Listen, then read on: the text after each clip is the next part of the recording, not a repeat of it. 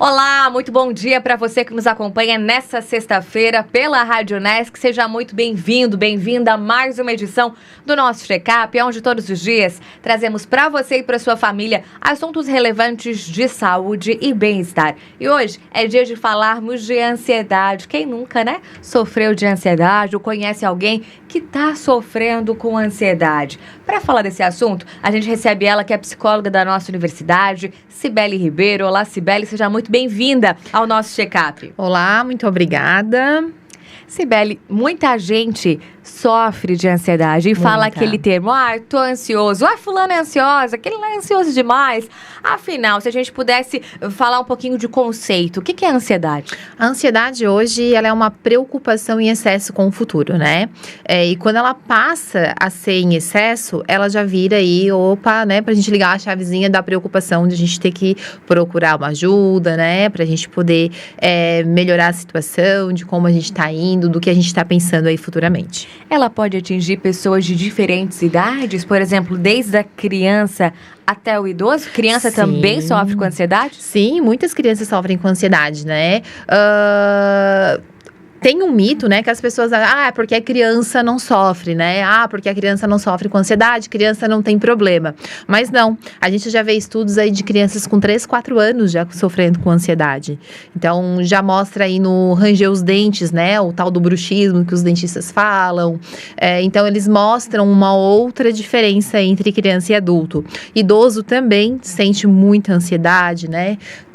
A gente acha que não, né, que não tem a preocupação com o futuro, porque já estão mais velhos. Mas não, eles também sentem, né? Tanto do mais novo ao mais velho, eles acabam sim tendo essa preocupação, tendo essa ansiedade. Tem tipos diferentes de ansiedade? Sim, a gente tem a mais comum que a gente normalmente fala, assim, é a TAG, né? Que é o transtorno de ansiedade generalizada. Mas entre as ansiedades, a gente pode botar as fobias também, né? Fobia social, o medo, o transtorno de pânico também. Então, tem vários, dentro do DSM, digamos assim, tem vários CIDs, né? Que nomenclaturam a ansiedade. Desde que você citou agora, pode falar um pouquinho de sintomas para quem nos acompanha, para poder identificar como é que ele se apresenta? Sim, a ansiedade, na verdade, o que acontece? Ela começa primeiro com aquela preocupação, né? E assim, vai indo, vai se preocupando cada vez mais. Quando veja, não consegue mais dormir à noite. A ansiedade, ela pode, sim, dar dores no corpo, coisas que a gente acha que não. Dores de cabeça, o nosso corpo começa, né, a somatizar, digamos assim. Então, ele fala muito. Dores de cabeça, dores de estômago, problemas intestinais, né, tem alguns casos que as pessoas sentem frio, por exemplo. Então, depende de cada pessoa. E o mais comum é não começar a dormir à noite, ter insônia, né, não dormir direito, acordar sempre cansado. Então, esses são alguns sintomas da ansiedade que pode estar prejudicando a pessoa. A síndrome do pânico, por exemplo, de que forma que ela se apresenta?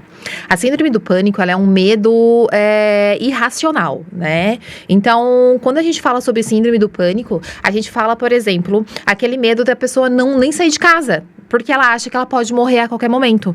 Então, isso é muito preocupante. Quando começa, né, a partir desse momento, a gente já tem que ligar uma chavezinha. Opa, peraí, já tá começando a trazer prejuízo pro ser humano, né? Então, ele acha que vai morrer a qualquer momento, ele acha que ele não pode sair de casa, a dor no peito bate, a respiração não vem, e pode ocorrer até desmaios também. Então, a pessoa acha que tá tendo aí, né, um ataque cardíaco. Então, ela se manifesta muito forte. A pessoa, ela trava mesmo de não conseguir fazer as coisas. Ô Cibele, como que esses sintomas eles podem afetar a vida profissional, pessoal e social de alguém?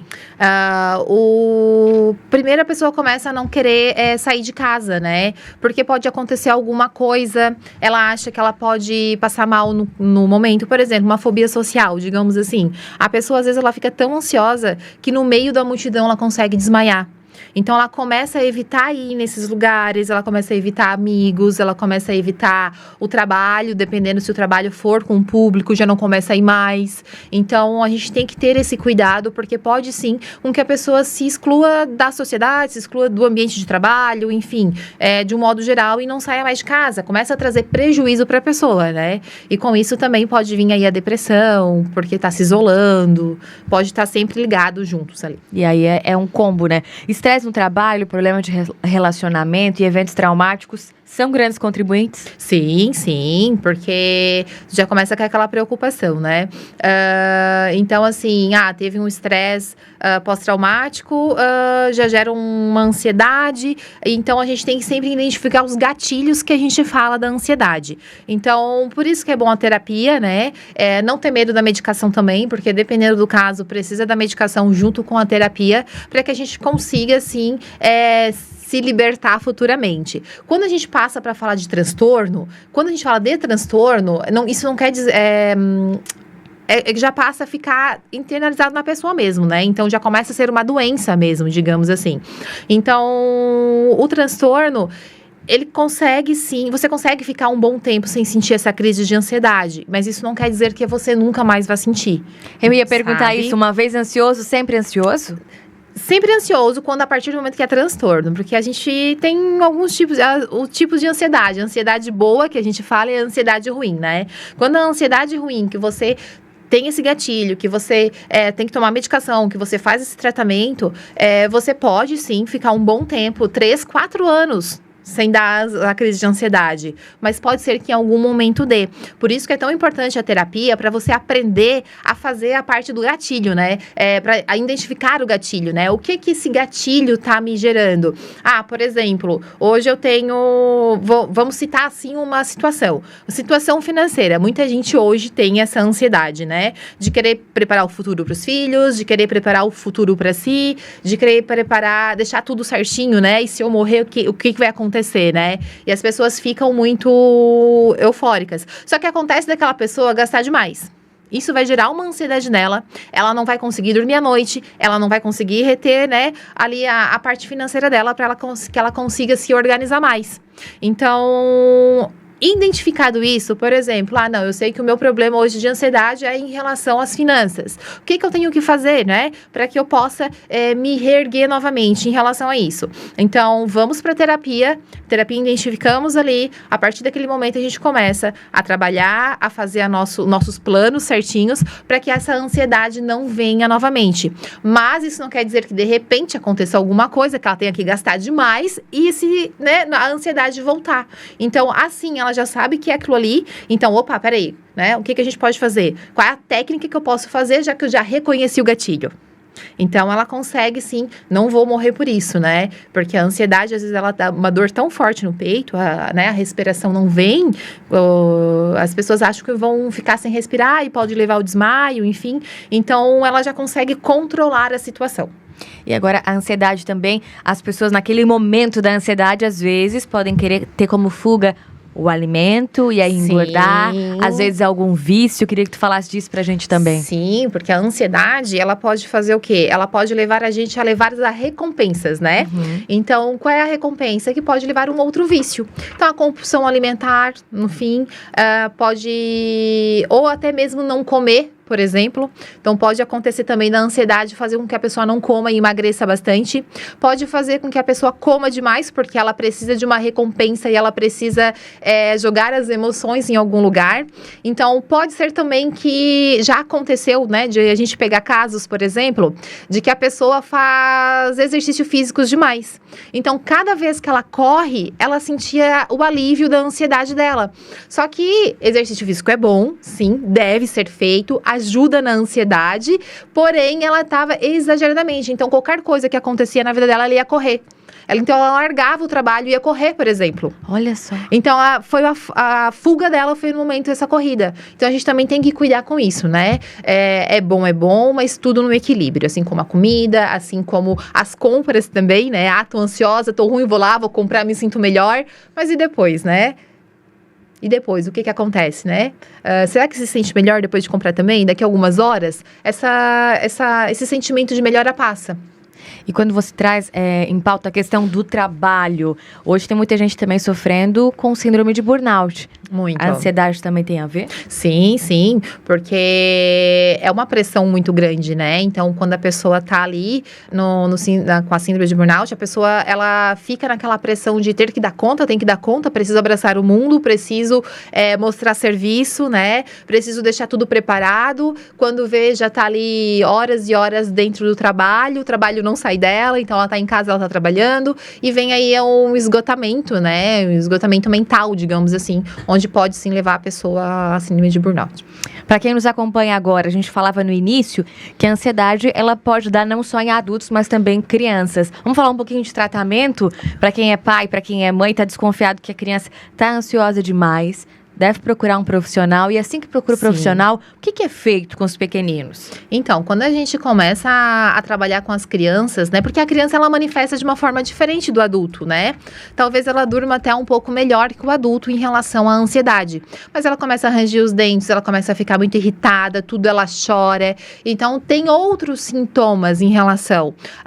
Por exemplo, também tem a ansiedade, que é a ansiedade da separação, que todo mundo acha que dá só em questões da criança ali com 3 anos, quando vai para a escola. Mas pode acontecer com um adulto, pode acontecer com um adolescente, pode ser com crianças maiores, principalmente quando troca de escola, né? Aquela criança que tá lá com 10, 9 anos, trocou de escola, a ansiedade da separação do pai e da mãe bate, a ansiedade da separação da escola, então começa a vir o choro, começa a vir a paralisia, né? A pessoa para e não anda, a criança não anda, começa a vir os calafrios, né? O suador da criança, a irritabilidade. Então é um pouquinho diferente do adulto, né? Não que o adulto não possa ter esses sintomas, claro, pode ter, mas o adulto, na verdade, ele tende a ter mais, né? Então, quando a criança chega pra gente, primeiramente a gente tem que conversar com os pais, porque os pais são crucial na melhora, né, do quadro clínico da criança.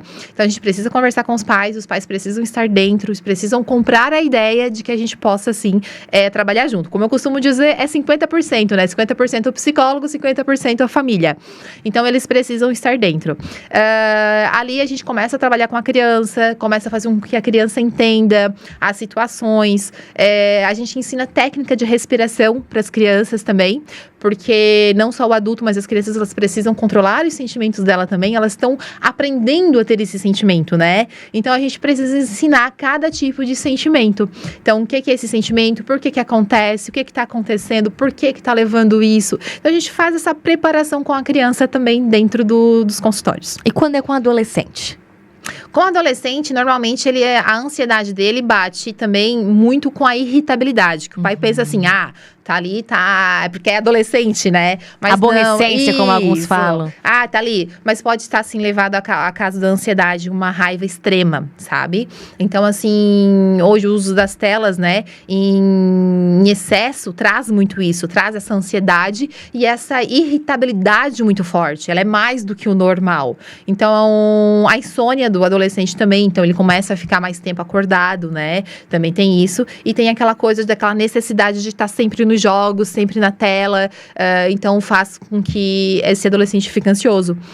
Com o adolescente, a gente também trabalha com os pais, então os pais têm que estar participando junto, a gente tem que, né, e sempre fazer os acordos, né, que eu costumo dizer. Adolescente tem que ter o acordo junto, então, a partir do momento que a gente começa a ter os acordos, que todo mundo começa a falar junto a mesma língua, aí sim começamos o tratamento também, que vai dando super certo. E aí os resultados são incríveis. São incríveis. Depois, em adulto e em idosos. Então, adultos e idosos, a gente tem algumas técnicas que a gente pode estar sempre ensinando. Mas o principal ainda é a respiração. Por quê? O que acontece? Muitas vezes o adulto, quando acontece, ele pode estar no trabalho, ele pode estar no meio de um monte de pessoas e ele não quer que aquilo aconteça ali, né? Então, a ansiedade bateu. O que eu faço? Primeiro, respira. Tenta identificar o que está acontecendo, qual é o gatilho que te puxou para isso, né? Para a crise começar a acontecer. Eu costumo sempre fazer também, por exemplo, a gente está em algum lugar e eles conseguem identificar 5 pontos vermelhos, por exemplo. Então, é uma técnica que ajuda a dispersar o pensamento do gatilho, né? Então, faz com que a pessoa vai voltando, vai tirando... primeiro respirou, começa a procurar, começa a tentar sentir o gosto de alguma coisa gostosa, de alguma coisa boa. Tira o foco daquilo ali. Música também, numa época boa. Então, começa a ouvir aquela música da época boa, que se sentia bem, que não tinha essa crise. Então, a pessoa começa a ir melhorando, vai voltando, e assim, depois até continuar, né, o que estava fazendo, e assim, tomar ali, né, retomar o trabalho em si. Legal. Existem formas de prevenir o desenvolvimento de transtorno de ansiedade? Prevenir, assim, sim, a gente pode trabalhar com a prevenção, né? E que seria aí o básico que todo mundo fala, né? Exercício físico, equilíbrio na vida. Tudo é o equilíbrio, né? O equilíbrio emocional, que é tão difícil pra gente, né? É difícil. Mas tudo é o equilíbrio. Então, equilíbrio com exercício físico, boa alimentação, bom sono, né? Então, as preocupações, elas vão estar aí. A gente não vai conseguir eliminar elas, não adianta, né? O ser humano tá sempre preocupado com alguma coisa. Mas a gente tem que botar um freio, né? Até onde eu consigo ir para que eu possa realmente... Não, peraí, agora vamos resolver o problema que tem que resolver e eu vou tomar a minha vida, né? Ter vida social, ir com os amigos, sair com os amigos para dar uma boa risada, por que não? Eu digo que isso não é psicoterapia, mas é terapêutico, né? Então é bom, né? Então vá fazer exercício físico, vá procurar alguma coisa que você gosta, ouve alguma música que você gosta, faça, né, técnicas de relaxamento. Isso vai te ajudando com que a ansiedade vá ficando um pouquinho mais longe. Cibele, vamos agora de dica para os nossos acadêmicos que estão fazendo aí o TCC, o tão temido TCC, né? Trabalho de conclusão de curso. Muitos aí trabalham o dia inteiro, à noite vem pra aula. Aí tem gente que vira à noite pra escrever e fica naquela ansiedade, e vai, manda pro orientador, e volta, e tem ajuste e tal. Aí chega, tá pertinho da data da apresentação do TCC, o pessoal fica mais nervoso e ansioso ainda. Quais são as tuas dicas pros nossos acadêmicos? Então, você falando assim, agora você me lembrou da minha época, né, de TCC, né? Eu fiquei muito nervosa também, eu lembro, e eu dormia 2 horas por noite, olha só, né? Porque eu também trabalhava no comércio, então imagina como é que era a loucura, né? Apresentei o meu TCC na época de Natal. Nossa. Então eu vim, apresentei o TCC e voltei a trabalhar. Então assim, eu tava com a preocupação de ter que voltar a trabalhar e a preocupação de ter que apresentar e ter uma boa nota no TCC. Então assim, a minha dica é, leiam e releiam todo o texto que vocês fizeram, todo o artigo que vocês fizeram, leiam em voz alta mesmo, para que vocês consigam compreender, né, o que vocês estão falando. Treinem na frente de espelho, isso é muito importante também, isso ajuda a comunicação também. Respirem fundo, né, esse nervosismo vai ter, é inevitável, porque você tá dependendo de uma nota para você poder ter o seu diploma ou não, digamos assim, né, se vai ser ou não. Então, respirem fundo, tem essas técnicas do momento em que estão apresentando o TCC. Faça a técnica de respiração. Falem um pouquinho, respirem fundo, tentem trocar o foco, né? Digamos assim, do pensamento. Outra coisa que não é muito legal, não fiquem olhando muito para a banca, né? Procure um ponto, né, que vocês consigam estar falando e olhando, de vez em quando olhem para a banca, claro, né? Mas olhe para o outro ponto para que vocês não sintam aquele olhar, sabe? Tipo, estão me avaliando. Então, isso também ajuda na hora de apresentar o TCC. Dicas preciosas com a psicóloga Cibele Ribeiro, aqui da nossa universidade. Cibele, tua mensagem para quem está sofrendo com ansiedade e nos acompanhando nesse momento? Então, eu acho que o principal de tudo, né? Quem está sofrendo ansiedade, procurem ajuda, procurem psicoterapia, não tenham medo, né? Caso o quadro clínico seja com a medicação também tá aí para ajudar a gente. Então, vamos trabalhar os dois juntos, porque lá na frente você pode sim largar a medicação, mas o importante, façam psicoterapia. É isso que vai ajudar vocês a poderem sim estar mais seguros, né, em relação à ansiedade, em relação a levar uma vida mais tranquila e mais leve. Falou e disse, psicóloga Cibele Ribeiro, da nossa universidade, participando hoje do nosso check-up, sempre trazendo para você e para sua família assuntos relevantes de saúde e bem-estar. Cibele, obrigada por estar com a gente no check-up. Eu que agradeço, né? E até a próxima edição, vai voltar mais vezes, até a com próxima. certeza. E para quem acompanhou a gente também, gostou do bate-papo com a Cibele, ela também está conosco no Desenvolvendo Habilidades Podcast, que é o podcast oficial do DH da nossa Unesc. Então, segue acompanhando a programação da nossa Rádio Unesc, porque sempre nas quartas-feiras tem episódio novo do Desenvolvendo Habilidades para você aprender dicas e técnicas aí para fazer sucesso no mundo do trabalho. Um grande abraço e até a próxima edição do nosso Check-up. Valeu, tchau, tchau.